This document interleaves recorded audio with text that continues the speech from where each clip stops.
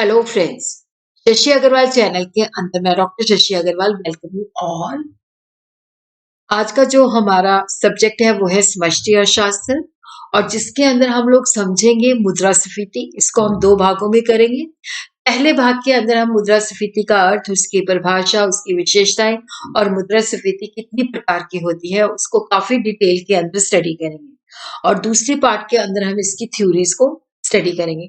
अगर आपको मेरा ये प्रयत्न सही लगता है तो मेरी वीडियो को लाइक कीजिए, शेयर कीजिए और मेरे चैनल शशि अग्रवाल को सब्सक्राइब कीजिए। तो ये मेरी ऐप है, एडुसम ऐप है, जिसको आप गूगल प्ले स्टोर से डाउनलोड कर सकते हो। ये जो ऐप है कॉमर्स, इकोनॉमिक्स, मैनेजमेंट स्टूडेंट्स को काफी सारा फ्री स्टडी मटेरियल और काफी सारे मॉक टेस्ट प्रोवाइड करती है। उसी तरह व्यष्टि और समष्टि का जो है स्ट्रक्चर कोर्स भी यहाँ पे अवेलेबल है। तो सबसे पहले हम देखते हैं मुद्रास्फीति का अर्थ क्या है, इन्फ्लेशन का मतलब क्या है। देखो, जब हम साधारण शब्दों में बात करते हैं इन्फ्लेशन की, तो इसका मतलब होता है कि कीमतें लगातार बढ़ रही हैं और मुद्रा का मूल्य गिर रहा है। मुद्रा की जो खरीदने की शक्ति है वो कम हो रही है। देखो, जब 5 रुपए में पहले एक चीज आती थी, अब वही चीज 10 रुपए में आती है, तो इसका मतलब है कि मुद्रा का मूल्य गिर जाता है। और यहाँ पे कीमतें जो होती है उसमें लगातार वृद्धि होनी चाहिए। लोगों के पास पैसा जो है ज्यादा होता है और वो चीजों की डिमांड ज्यादा करते हैं, पर चीजें उतनी मात्रा में पैदा नहीं होती, तो जिसकी वजह से क्या होता है कि कीमतें बढ़ जाती हैं। मुद्रा जो है बहुत ज्यादा होती है और कम वस्तुओं को चेज करती है, कम वस्तुओं का पीछा करती है। देखो, मुद्रा का मतलब होता है फैलाव। जैसे हम फुटबॉल के ब्लेंडर में हवा भरते हैं तो वो फैल जाता है। इसी तरह कीमत स्तर के अंदर भी क्या होता है कि कीमतों में होने वाली निरंतर वृद्धि, इक्का दुक्की विधि को हम इन्फ्लेशन नहीं कहते। कीमतों में लगातार वृद्धि होनी चाहिए। मुद्रास्फीति वो घटना है जिसमें बहुत अधिक मात्रा में मुद्रा जो है बहुत कम वस्तुओं का पीछा करती है। Too much money chases too few goods. According to Crowther, मुद्रास्फीति एक ऐसी व्यवस्था है जिसमें मुद्रा का मूल्य गिरता है, अर्थात कीमतें बढ़ जाती है।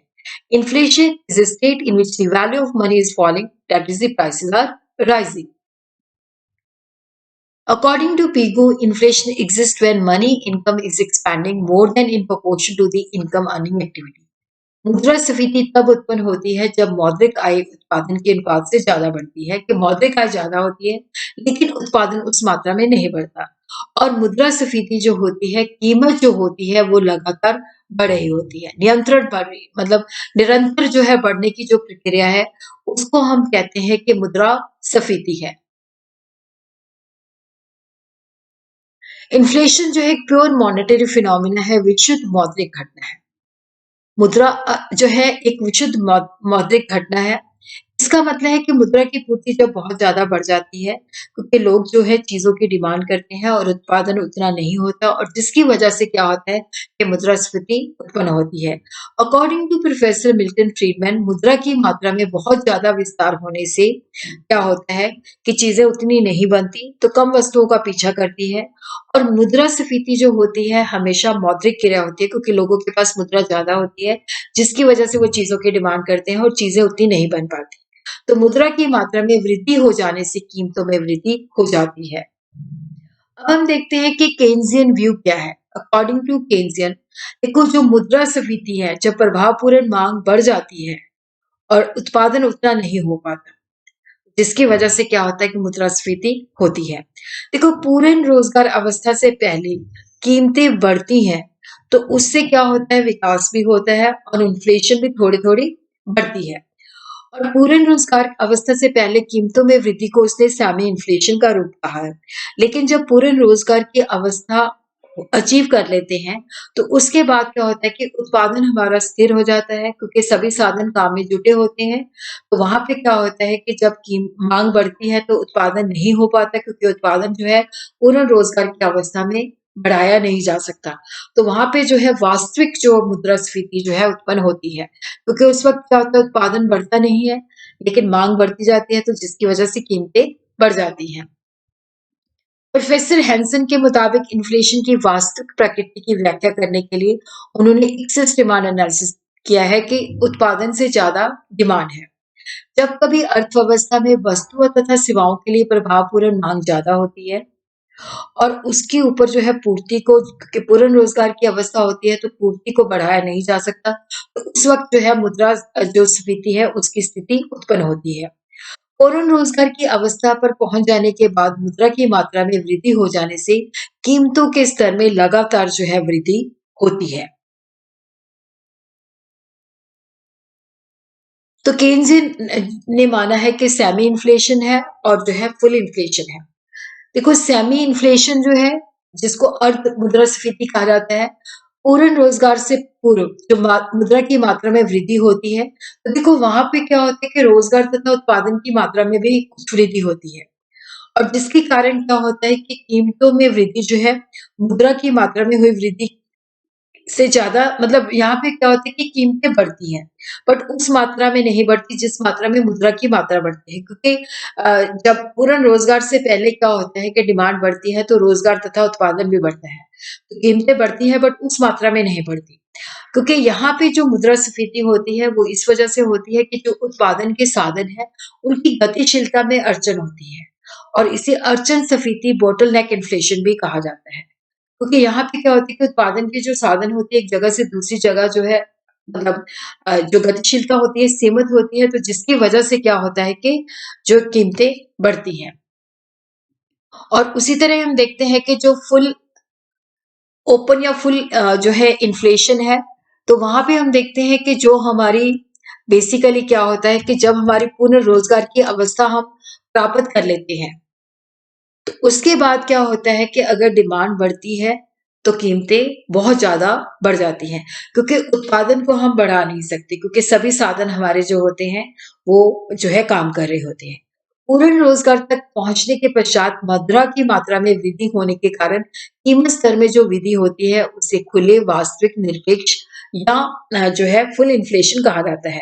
क्योंकि प्रभावपूर्ण मांग जब बढ़ जाती है तो वस्तु में उत्पादन करना संभव नहीं होता, क्योंकि ये पूर्ण रोजगार की अवस्था होती है। सभी उत्पादन जो होते हैं काम पे लगे होते हैं, तो उत्पादन को बढ़ाया जाना संभव नहीं होता, तो जिसकी वजह से इन्फ्लेशन बढ़ जाती है। अब हम देखते हैं, इसको हम डायग्रामेटिकली भी इस तरह से ड्रॉ कर सकते हैं। यहाँ पे हम आउटपुट और प्राइस लेते हैं, यहाँ पे हम मनी सप्लाई लेते हैं। तो ये जो है पूर्ण रोजगार की अवस्था है। तो यहाँ पे हम देखते हैं कि जब मुद्रा की सप्लाई M1 है तो उत्पादन जो है Q1 है। जब मुद्रा की सप्लाई M2 हो जाती है तो उत्पादन बढ़ के Q2 हो जाता है। और जब क्या होता है कि जिसकी वजह से हम देखो ये जो है फुल एम्प्लॉयमेंट, तो जैसे-जैसे डिमांड बढ़ती जाती है, तो वहाँ पे क्या होता है कि ये जो है सेमी इन्फ्लेशन की अवस्था में है। फिर इतना उत्पादन जो है पूर्ण रोज़गार पे हम प्राप्त कर लेते हैं। फिर उसके बाद क्या होता है कि देखो यहाँ पे जो मुद्रा की पूर्ति M3 फिर M4 हो जाती है। M3 है तो कीमतें जो होती हैं P1 पहुँच जाती हैं, और उसी तरह M4 पे P2 लेवल पहुँच जाती है। तो यहाँ पे हम देखते हैं कि ये हमारी जो है प्राइस लाइन है, क्योंकि अब उत्पादन नहीं बढ़ सकता, मुद्रा जो है उसकी सप्लाई बढ़ रही है, बट उत्पादन नहीं बढ़ सकता, तो जिसकी वजह से क्या होता है कि कीमतें बढ़ने लग जाती है, और ये जो अवस्था होती है फुल इन्फ्लेशन कहलाती है। और उसी तरह what are the features of मुद्रास्फीति? ये एक विशुद्ध मौद्रिक प्रक्रिया है और कीमतों में लगातार वृद्धि होती है, और ये दीर्घकालीन वित्तात्मक प्रक्रिया है, क्योंकि यहाँ पे क्या होता है कि जब हम पूर्ण रोजगार की अवस्था प्राप्त कर लेते हैं, उसके बाद जो मुद्रा की सप्लाई बढ़ती है, तो जो है मतलब बहुत ज़्यादा वास्तविक, मतलब जो चेंजेस आती हैं, तो जिसकी वजह से क्या होता है कि मुद्रास्फीति फैलती है। उच्च कीमतों की अर्थव्यवस्था नहीं, बट बढ़ती हुई कीमतों की अवस्था को हम मुद्रास्फीति कहते हैं। और वास्तविक मुद्रास्फीति जो है फुल एम्प्लॉयमेंट, पूर्ण रोजगार के बाद ही उत्पन्न होती है। तो अब हम देखते हैं मुद्रा की स्फीति जो है, मुद्रास्फीति के प्रकार क्या है? What are the various kinds of inflation? तो पहले हम देखते हैं सरकार के नियंत्रण की मात्रा के आधार पर, on the basis of degree of government control. Open inflation, जिसको खुली मुद्रास्फीति कहते हैं। खुली मुद्रास्फीति वो स्थिति है जिसके अंदर कीमतों में होने वाली वृद्धि को सरकार ने कंट्रोल करने के लिए कोई एफर्ट्स नहीं करती। इस स्थिति में कीमतों में मांग और पूर्ति के अनुसार वृद्धि होती है, और कीमत संयंत्र जो होते हैं वितरण का कार्य करते हैं, क्योंकि जिन लोगों के पास धन ज़्यादा होता है वही अधिक वस्तुएँ प्राप्त कर सकते हैं। क्योंकि यहाँ पे क्या होता है कि जो लोग अफ़ोर्ड कर सकते हैं वही चीज़ें खरीद सकते हैं, दूसरे लोग चीज़ें नहीं खरीद सकते, क्योंकि सरकार यहाँ पे नियंत्रण करने की कोई चेष्टा नहीं करती। और उसी तरह एक दबी हुई सुप्रेस्ड इन्फ्लेशन, जब सरकार कोई, यहाँ पे देखो दबी हुई का मतलब होता है कि जब कीमतें बढ़ रही होती हैं तो सरकार जो है राशनिंग कीमत नियंत्रण के द्वारा सरकार उस मुद्रास्फीति को दबा लेती है। सरकार कोशिश करती है कि कीमतें बढ़ ना पाए, तो इसे दबी मुद्रास्फीति कहते हैं। जैसे किसी गुब्बारे को फूलने तो दिया जाता है परंतु उसे फटने नहीं दिया जाए, जब वो फट जाता है तो दो जोर से धमाका होता है। उसी तरह जब दबी हुई मुद्रास्फीति होती है, जिसके अंदर, क्योंकि वर्तमान समय में कीमतों में होने वाली वृद्धि को सरकार ने दबा लिया है, तो वहां पे क्या होता है कि जब सरकार का नियंत्रण जो है छूट जाता है, तब ये भयंकर रूप जो है धारण कर लेती है। भविष्य में जैसे ही सरकारी नियंत्रण खत्म होता है, तो ये तेजी के साथ बढ़ने लग जाती है और ये जो है ओपन इन्फ्लेशन की जगह पे ज्यादा हानिकारक होती है। और यहाँ पे क्या होता है कि जब सुप्रेस्ड इन्फ्लेशन होती है, तो यहाँ पे राशनिंग और कीमत को नियंत्रण करने की चेष्टा की जाती है, तो जिससे चोर बाजारी, भ्रष्टाचार तथा रिश्वत में वृद्धि होती है और साधनों का सही ढंग से बंटवारा नहीं हो पाता। तो राजनीतिक स्थिति के आधार पर वर्गीकरण, classification on the basis of political condition. तो यहाँ पे हम देखते हैं pre war inflation, war time inflation and post war inflation. देखो युद्ध से पूर्व स्थिति के अंदर क्या होता है कि युद्ध का खतरा है, तो जिसके लिए सरकार धन इकट्ठा करती है, जनता पर टैक्स लगाती है और कीमतें बढ़ जाती है। और जब युद्ध हो रहा होता है तो उस वक्त क्या होता है कि देखो यहाँ पे जब बेसिकली क्या होता है कि जब युद्ध चल रहा होता है तो वहां पे जो चीजें युद्ध के अंदर चाहिए होती हैं वही चीजों की जो है पैदावार होती है, दूसरी चीजें नहीं बनती, तो जिसकी वजह से क्या होता है कि इन्फ्लेशन फैलती है। और उसी तरह युद्ध के बाद क्या होता है कि युद्ध के बाद देखो जो मुद्रास्फीति की प्रवृत्ति इस वजह से होती है क्योंकि युद्ध में जो नष्ट हुई चीजें होती हैं, जैसे मशीनें हैं, जहाज हैं, रेलवे लाइन है, उनको निर्माण के लिए सरकार को बहुत ज्यादा खर्चा करना पड़ता है। और उसी तरह क्या होता है कि युद्ध के दौरान जो लगाए गए कर होते हैं, और जब युद्ध के पश्चात कम होने के कारण, और सरकार जो होती है, जो ऋण लिया होता है, तो वो लोगों को वापस करती है, जिसकी वजह से क्या होता है कि चीज़ों की डिमांड बढ़ जाती है। शांतिकालीन मुद्रास्फीति, पीस टाइम इन्फ्लेशन, देश में आर्थिक नियोजन तथा विकास के कार्यक्रम की बहुत ज़्यादा साधनों की आवश्यकता होती है। देखो जो अल्पविकसित देश होते हैं वहाँ पे उनको इकोनॉमिक प्लानिंग करनी पड़ती है, अर्थव्यवस्था को किस तरह से विकास करना है, उसके लिए उनको बहुत ज़्यादा साधनों की आवश्यकता पड़ती है। तो सरकार को घाटी की वित्त व्यवस्था अपनानी पड़ती है जिसके अंदर वो नोट्स प्रिंट करती है, मुद्रा की सप्लाई बढ़ जाती है, तो जिसके कारण क्या होता है कि कीमतों में वृद्धि हो जाती है। और उसी तरह हम देखते हैं मुद्रास्फीति की तीव्रता के आधार पर on the basis of rate of inflation, creeping inflation, रेंगती हुई स्फीति, जब कीमतों में वृद्धि धीरे-धीरे होती है, तो ये अर्थव्यवस्था के लिए हानिकारक नहीं होती। तो यहाँ पे क्या होता है कि जब इन्फ्लेशन 3% से ज़्यादा नहीं है, तो इसे रेंगती हुई क्रीपिंग इन्फ्लेशन कहा जाता है। तो यहाँ पे विकास के साथ-साथ क्या होता है, कीमतों में भी वृद्धि होती है। और इसी तरह जो वॉकिंग इन्फ्लेशन होती है, ये ज़्यादातर जो है 3% से लेके 10% तक होती है। जब किसी दशक में कीमतों में होने वाली वृद्धि 30% से 40% हो जाती है, तो इसे चलती मुद्रास्फीति कहते हैं। जब कीमतों में वृद्धि की गति तेजी के साथ बढ़ने लग जाती है और मुद्रास्फीति में की मात्रा में भी कुछ तेजी के साथ आ जाती है, क्योंकि यहाँ पे चीज़ों की डिमांड ज़्यादा करते हैं और सप्लायर उस डिमांड को पूरा नहीं करते, और ये थोड़ी-सी जो है हानिकारक होती है। उसी तरह रनिंग इन्फ्लेशन, देखो जो दौड़ती हुई इन्फ्लेशन या गैल्पिंग इन्फ्लेशन होती है, जब कीमतों में वृद्धि की गति जो है बहुत ज़्यादा तीव्र हो जाती है और थोड़े ही समय में कीमतों की प्राप्त जो है मतलब बहुत ज़्यादा मात्रा में वृद्धि हो जाती है। तो यहाँ पे जो मुद्रास्फीति है 80 से 100% तक हो जाती है और मध्यम और निर्धन वर्ग पर बहुत बुरा प्रभाव पड़ता है, और इसके अंदर जो बचतें होती हैं वो भी डिस्पर्स हो जाती हैं। और उसी तरह हम देखते हैं कि यहाँ पे बेसिकली जो है हाइपर इन्फ्लेशन। यहाँ पे हम देखते हैं कि जो हाइपर इन्फ्लेशन है ये बहुत तेज़ी के साथ बढ़ती है जिसके अंदर बहुत तेजी के साथ जो होती है, मतलब हम सोच भी नहीं सकते। तो उस वक्त क्या होता है कि इन्फ्लेशन बहुत तेजी के साथ बढ़ती है, कीमतें आसमान को छूने लग जाती हैं। इस अवस्था में जो मुद्रास्फीति का भयंकर रूप हमें देखने को मिलता है, तो इसको हम hydra headed monster of inflation भी कहते हैं। और अर्थव्यवस्था जो होती है, ये बिल्कुल तहस-नहस हो जाती है। और जो निश्चित आय वाला वर्ग होता है, जिसको रेगुलर इनकम मिलती है, और जो गरीब वर्ग होता है, वो टोटली तबाह हो जाता है। तो इसको हम डायग्रामेटिकली इस तरह से शो कर सकते हैं।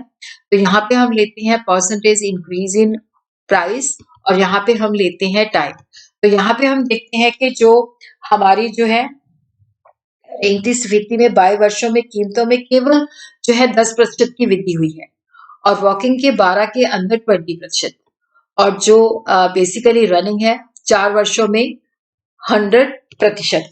और उसी तरह क्या होता है कि जो हाइपर इन्फ्लेशन है, वो जो है केवल 2 वर्षों में ही उसकी जो कीमतें हैं, इस तरह से वो 100% से ज्यादा है।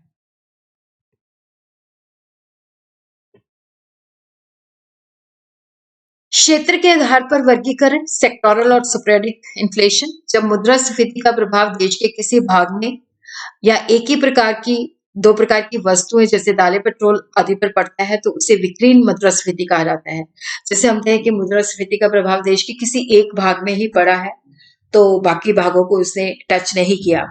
कॉम्प्रिहेंसिव इन्फ्लेशन होती है जब एक भाग या एक कुछ वस्तुओं पे नहीं, पूरे देश के अंदर और सभी वस्तुओं पे पड़ता है, तो उसको हम कहते हैं कि व्यापक जो है मुद्रास्फीति है। और उसी तरह classification on the basis of process, wage induced inflation, मजदूरी प्रेरित मुद्रास्फीति या वेतन प्रेरित मुद्रास्फीति।